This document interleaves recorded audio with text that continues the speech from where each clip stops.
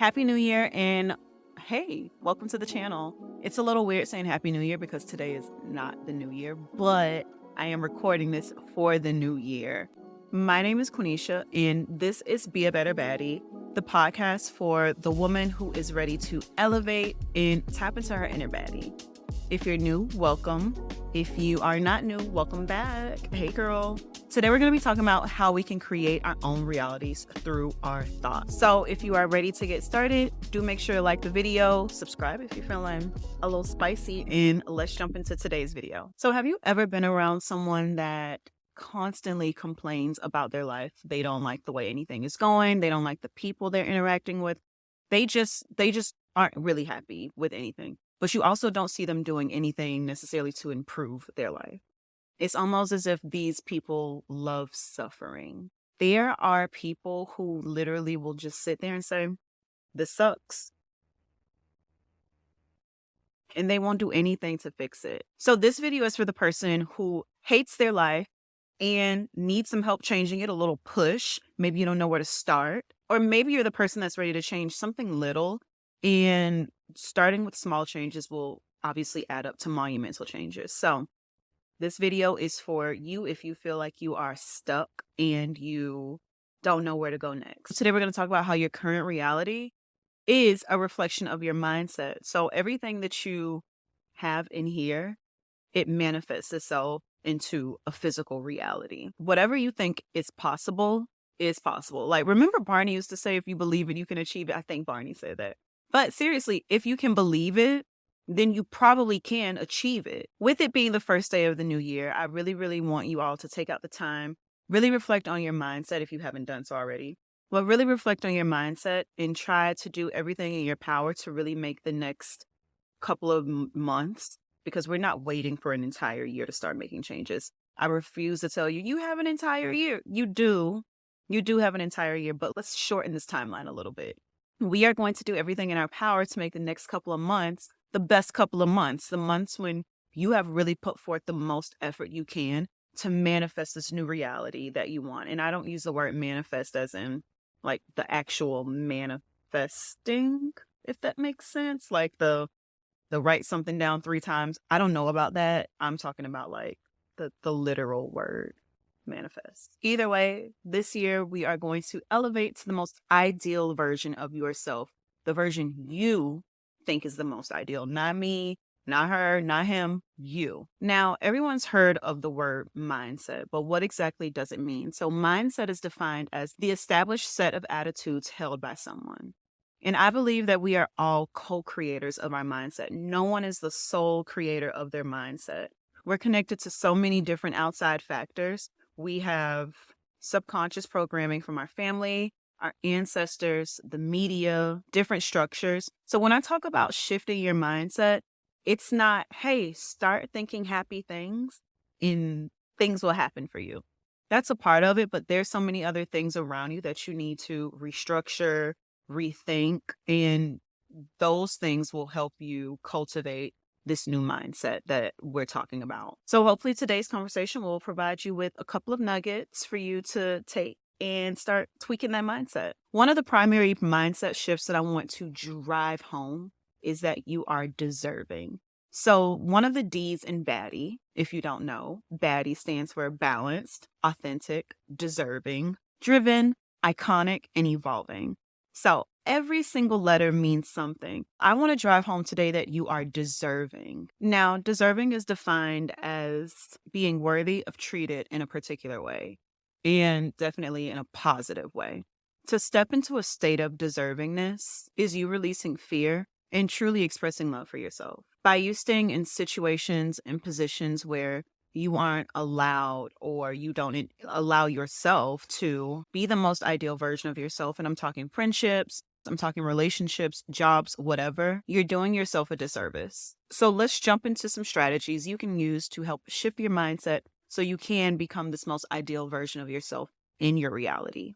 Number 1 is going to be start feeding your mind healthy things. We've all heard that we are the average of the 5 people that we hang out with. You're also the average of the media you consume. Let's be serious. Now, I'm not going where you think I am. I'm not going to tell you cut the trashy TV. No, because I'm going to continue to watch The Real Housewives of everything. I believe that that content is not only educational, but also aspirational. But there comes a point when you really have to reevaluate the type of media you're consuming, the amount of media you're consuming. And I'm talking all media, right? Not only just social media, not only the TV you watch, also the books you read, also the music you listen to, the news you watch, all of that. It helps shift your mindset and help you create thoughts about what the real world is or isn't. And I want to give a quick example about how the media has truly shifted everyone's mindset. Nene got on Real Housewives of Atlanta and she was going to visit, I forgot whose house she was going to visit. And the person had a white refrigerator. White refrigerators right then was deemed as ghetto. How many times have you seen a white refrigerator in someone's house since then? I literally didn't want to buy a white refrigerator for my house. When I was looking at refrigerators, I was like, "Oh, a white refrigerator, honey. It's got to be black or stainless steel." And prior to that, I didn't think about the color of a refrigerator, right? But the media has shifted all of our perception, and that's the way we gauge someone's wealth or status, right? What color is their refrigerator? When you look at an Airbnb, there's a white refrigerator. We don't want that. And yes, it's crazy, but that's just the way it is. You can't say the media does not shape your mindset because it does. So a huge part of us shifting our mindset is really changing the things in the types of media that we consume to more purposeful or more meaningful things that help us, but also entertaining, because we still need entertainment. But what type of entertainment? What do we find entertaining? Ultimately, you want to make sure that your mind is taken care of. So I'm going to talk a little bit about the time we spend consuming media. So we could literally scroll on TikTok for, I may be speaking for myself now, but you can scroll on TikTok for hours sometimes and you lose track of the time and you don't even know what the first TikTok is that you've seen. At that point, it's a waste of time. Like, it's gone in your brain. You don't even remember it. You don't recall it. You can't use the information. It was just that quick dopamine hit that you got. So really consider the time you spend consuming media. I set a 2-hour timer for all social media. And it's hard some days when I am like creating videos in TikTok and Instagram and I'm like, dang. But ultimately, sometimes I extend the timer, but the timer is still there and I have good intents. So I've set the timer and now I find myself sometimes getting tired of scrolling, even if I don't have anything else to do. I don't want to read. I'll just turn off TikTok. I don't turn off my phone, move it, and I'll listen to like a podcast or I'll read a book or I'll just sit there and listen to music, because at some point, what is the purpose of me scrolling on TikTok so much? Some of the other things I've done to really control the amount of media that I consume is turning off the TV. I have my set shows that I watch. So I watch all the Real Housewives that are on. So right now it's Beverly Hills. They have a Roni, OG Trip, Potomac, and Married to Medicine. So after I watch those shows, I'll turn the TV off, because then all I'm doing is looking for something else to watch and there's nothing else for me to watch. So you already caught up on your girls. Awesome. Go read a book. And obviously, I like books. If you don't like books, read a magazine. Bring magazines back, okay? You can get them for free on Libby too, by the way. So turn off the TV, read, listen to a podcast. Don't search for something to watch on TV. Now, in terms of scrolling, another thing that I've done is I've started scrolling more on Pinterest. Pinterest has more aspirational and educational content. They have infographics. They have different aspirational things. The algorithm on Pinterest takes me to different blogs. So now I've started scrolling more on Pinterest rather than scrolling on TikTok or Instagram. The third thing I've done to create this healthy media diet is unfollow negative pages. So the Shade Room, I stopped following them a long time ago. The Spiritual World, all of them, I was just like, what is my purpose and what is your purpose here? And instead, the pages that I tend to follow are things that are aligned with my interests, or definitely pages that show Black women in a positive, luxurious light. Like, I just want to see Black women thriving. That's literally all I want to see on my feed. So don't show me anything else. Overall, when you do this to really reshape your media diet, you're reshaping the way the world looks to you and expanding like what is possible in a sense. So I said earlier that Real Housewives was something aspirational. Are their behaviors actually aspirational? No. But being able to go on a large trip with your friends and going to a beautiful villa and having house staff that can wait on all of your needs all the time, that's something I aspire to. So yes, I am going to continue watching Real Housewives for that reason. Number 2 is to release the idea of perfection. Things will never, ever roll out perfectly, no matter how much you plan them, no matter how perfect you are. So releasing this idea of perfectionism is going to relieve you of so many constricting thoughts and really ease the mental load that you carry around. Perfectionists strive to be perfect in every aspect of their life. And when they make mistakes or they fail at something, they view it as a reflection of their existence. So these perfectionists tend to get their self-worth from their accomplishments and their productivity levels. And feeling like you need to be fully optimized all the time to have the fully optimal result isn't healthy for your mindset. Now, you're probably thinking, well, how is perfectionism really ruining my mindset, Quenisha? Don't worry, I'll tell you. So 1, you're afraid to try new things because you're afraid to fail at them. You haven't actually failed. You're just afraid at the idea of failing because you want to be perfect. You may not fully believe in yourself and your capabilities because someone else hasn't validated those capabilities yet. When you're being a perfectionist, you're also not really being your authentic self. I believe perfectionists are really afraid to show them true selves because they want to show the most pristine, perfect, clean version of themselves. And if that's dirty or wrong, they don't want to show it. But honestly, all of us are just people with flaws. So be it. Life goes on. My mom always says I'm so nonchalant about things. And at the end of the day, if it's not life or death, why put so much emotion into it and waste so much time? Just move on. But reality is not perfect. So if you want to really, really move into this most ideal version of yourself, releasing this idea of a perfect setting, perfect life, perfect whatever, you need to do that because it's holding you back. Your ideal self is not perfect. Your ideal self knows herself, knows her flaws, knows how to navigate challenges, and knows how to pick herself back up. That's what your most ideal version knows how to do. And that's the part of yourself that you need to nurture and really pour into. The third way you can change your mindset to really, really take control of your reality is to visualize. I think visualizing is the most fun. So if you think back to when you were a child, you used to play dress up as this most ideal version of yourself. I personally used to write down lists of things I would need when I went to college when I was younger, because I knew that would be what my most ideal self would be doing. And we did it without a care in the world, right? You played dress up as a doctor and you didn't even know there was a periodic table of elements.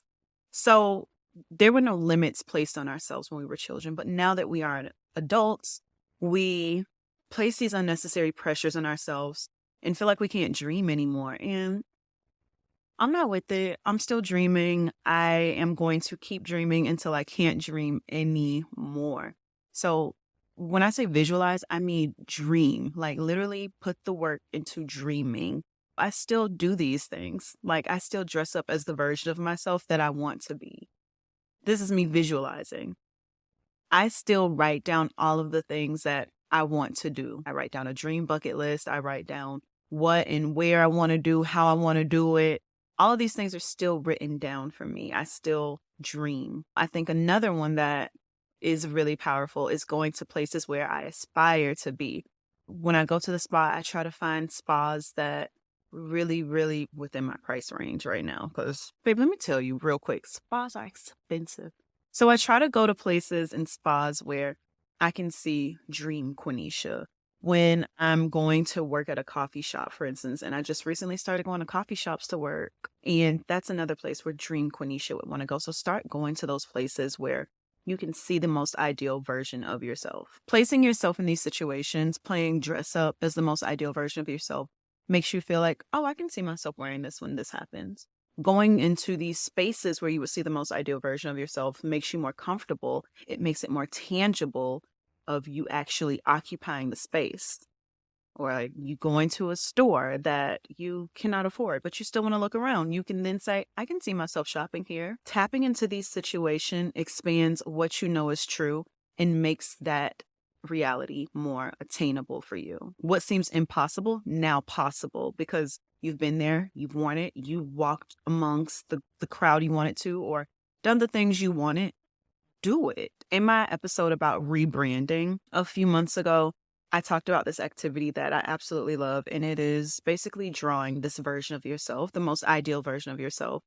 And you're going to draw little lines coming from this person, like a web, and explaining things that this person does, their traits, their tendencies, their hobbies, what they like to eat, what they look like, what they dress like, right? All the things that the most ideal version of yourself will do. You put it on this piece of paper. Keep this piece of paper with you to remind you this is the beginning of your rebranding process. And this is the first part of you shifting your mindset so that you can create your reality. In your mind, you already have this version of yourself in your head. And whatever limitations you've placed on this person, take it off the person on the paper. The person that you're drawing on the paper has no limits. She can do anything she wants. Therefore, you can do whatever you want. And I know this sounds a bit woo-woo, and I think I am entering my woo-woo area because I truly do believe that anything you want to do, you can do it. The last thing I'm going to share with you all today about how to really control your mindset so that you can control your reality is to stop being so negative. Stop. Please stop being negative. And I used to think that this was a joke when I first heard about an abundance mindset, but really an abundance mindset truly does shift the way you think about things. To be honest, some of you are stuck in this current reality because you think that's all you can achieve. You have a scarcity mindset. You don't feel like you have enough, so you hoard. You don't feel like you're good enough, so you stay in crappy relationships and crappy friendships. You don't think there's enough success for everyone, so you get mad when you see someone else succeeding. You're afraid to take any risk, big or small, because the potential of you failing is scarier than you actually trying. And last, you feel like things in life are always happening to you rather than you feeling like you're in control of your life and you make life happen for you. If you feel any of these, you probably have a scarcity mindset. You can't do these activities of imagining yourself with no limitations if you feel as though this is all you get, if you don't believe that all of this is out here. Start being the most ideal version of yourself by picking out positive things and choosing to see the positive. Humans naturally pick out negative because we have the bias to do so, right? Whenever we hear, wow, your sweater looks really nice today. And then we also hear, why do you have that sweater on? It's kind of ugly. We forgot about, wow, that sweater was pretty today. All we think is, wow, he thought my sweater was ugly. Who else thinks my sweater is ugly? It kind of is ugly. OMG, why do I have it on? We're hardwired to think these negative things and have these negative biases, mainly because of our DNA, and we've been hardwired to do so. However, we no longer have to run from tigers and decipher whether or not that rattling we heard was a tiger coming to attack us. Now, instead, we're on the lookout for people who are talking about us. I think this is really one of the reasons that drove me to want to talk about this, is because when you're constantly looking for negative things, you feel negative things all the time, and you think everyone else around you is also being negative when that is not the case. So when you constantly look for negative, you're going to feel negative things. So let's look for the positive, focus on the positive, and I promise you, you are going to feel more positive things coming towards you. And it doesn't even have to be positive. You don't even have to go that far. Literally view it as neutral. I'll tell you a quick story. So I went to Carabana with my friends this past year in July. I lost my phone, right? I'm in a different country. I'm at this huge festival and my phone is gone. So I could have chosen to boohoo cry. I could have chosen to be upset about it. I could have chosen to do plenty other things, right? It wasn't a good situation at all, but I chose to remain neutral because what else am I going to do? Who am I mad at? If anything, am I mad at myself? I don't even know what happened to it. I don't know if it fell out my fanny pack or someone unzipped my fanny pack and got it, but the phone is gone at the end of the day. So all I can do is kind of think, okay, well, I have no phone, and figure out what my next steps are after that. And that's what I did. I remained neutral. I got back to the hotel and I got on my iPad, made connections with who I needed to make connections with, shut off whatever accounts I needed to, and then proceeded with the trip because at the end of the day, I'm still on a trip. Like, what could I do? So, in that moment, viewing it as a neutral thing was the best thing for me to do. There was no reason for me to start a hoopla, throw a tantrum, because what else? I also wasn't going to be happy, I wasn't gonna be like, "Oh, thank God." Now I did say at the end, I was like, it was probably time for me to get a new phone. I felt like I had made so many other big changes in my life that it wasn't meant to come with me for this next leg of my trip in life. I heard this quote the other day that I am absolutely in love with, and it is, love yourself first and the world will love you back. I feel like that sums up everything that I've been talking about in this entire episode. If you move with love, love will move towards you. That's it. And that's what you need to do to expand your reality. Start loving yourself. Start loving more people around you. Start loving the situations you're in. Be grateful, right? Gratitude and love. Again, I said this is woo woo, but it's so true. All those little quotes I used to read as a child, they make so much sense. Literally, gratitude and love will change so much for you. So I want you to create this new norm for yourself. If your life isn't working out for you, if you are not happy with your life right now, change the norm, and you have the capabilities to do so. Let me know what you think about the video in the comments below, and I will see you all next week. Bye.